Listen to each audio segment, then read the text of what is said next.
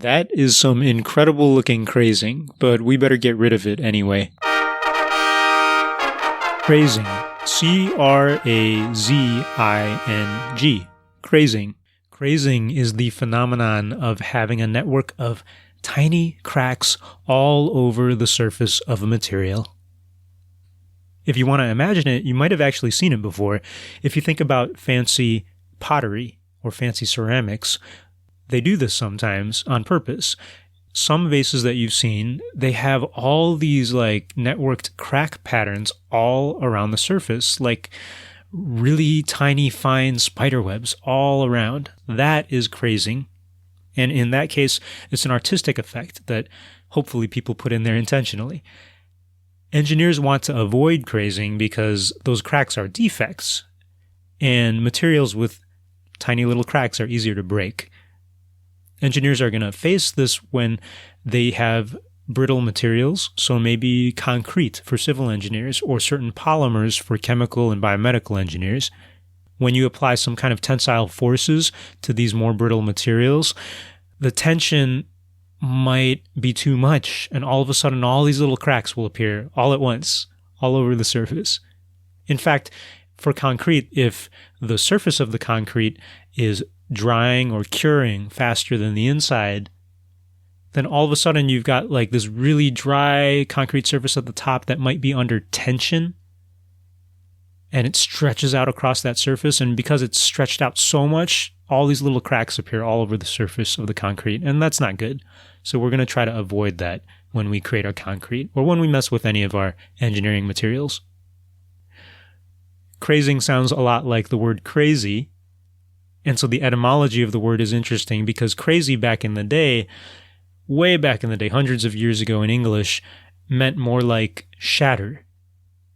And that's how crazing ended up referring to this shattered pattern that you see on the surfaces of materials.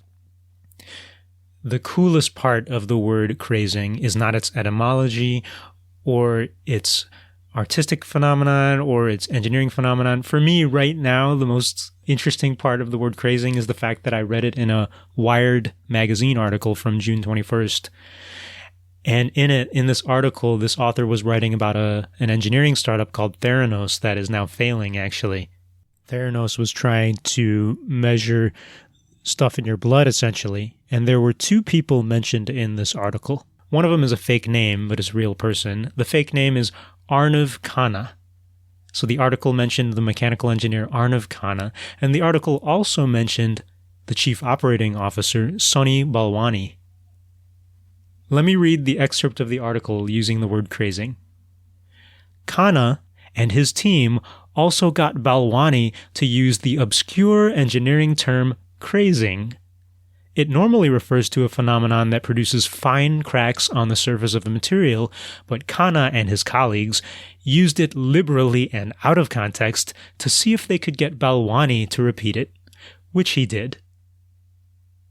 That's the excerpt. So, in this Wired article, they were describing a story where one mechanical engineer of lower rank was not really respecting his boss very much. And not just him, but him and his colleagues, they did not respect his boss very much. So they started throwing around engineering jargon, trying to see if their boss would use it or understand what they were talking about, or maybe their boss was going to use it wrongly. Turns out the boss did use it wrong. The boss pretended to understand what these words meant and just ended up using those words incorrectly. So what I would love is if the word crazing got a new meaning inspired by this article. If crazing then became a verb describing the passive-aggressive act of trying to use jargon around others to test them, to see if they understand what you're talking about. Maybe that's what crazing will be in the future. Our engineering word of the day is crazing, and it's awesome.